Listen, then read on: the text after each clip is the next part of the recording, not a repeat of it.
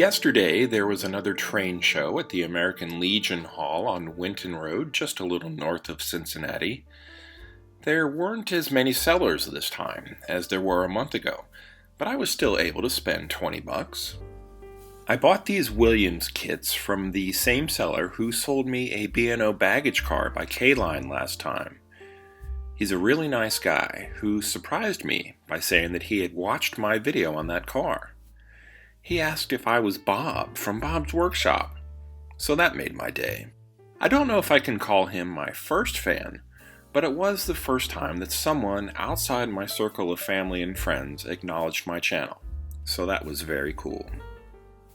These kits come with nearly everything you need to assemble a finished passenger car. Well, minus the trucks, couplers, and any wiring or lights. But everything else is there.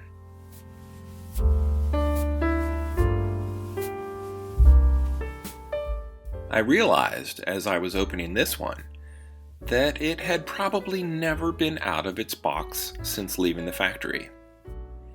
It was both exciting and sad at the same time, as it was now no longer mint in box. I guess Williams knew that these would be painted, so parts molded in different colors wouldn't really matter.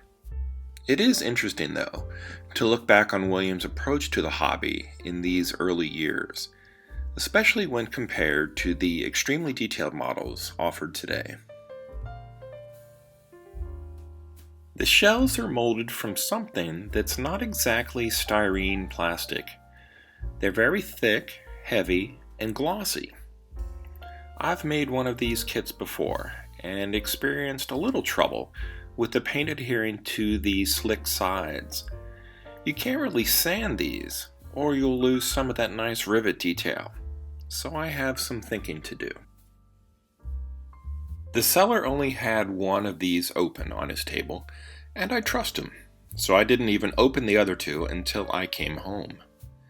The baggage car turned out to be a nice surprise too, as this kit actually came with a completed base. Trucks, couplers, wiring, and lights all installed already, and I bet this frame would also work with either of the observation cars. Now I just have to decide how to paint and decorate these kits. What's more intimidating than an empty canvas or a blank sheet of paper? Bears.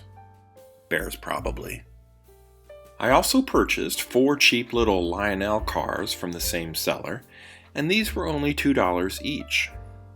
I have no use for the bodies, but might be able to adapt the trucks for use with the Williams passenger cars.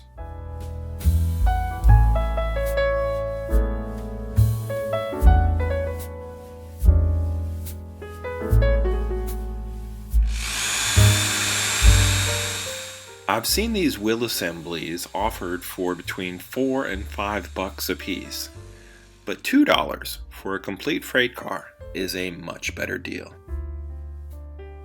I nearly forgot this Alco shell.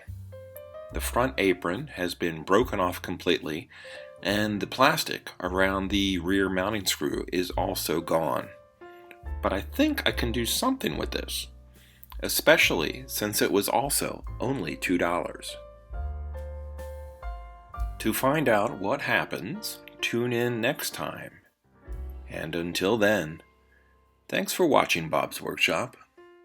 Take care.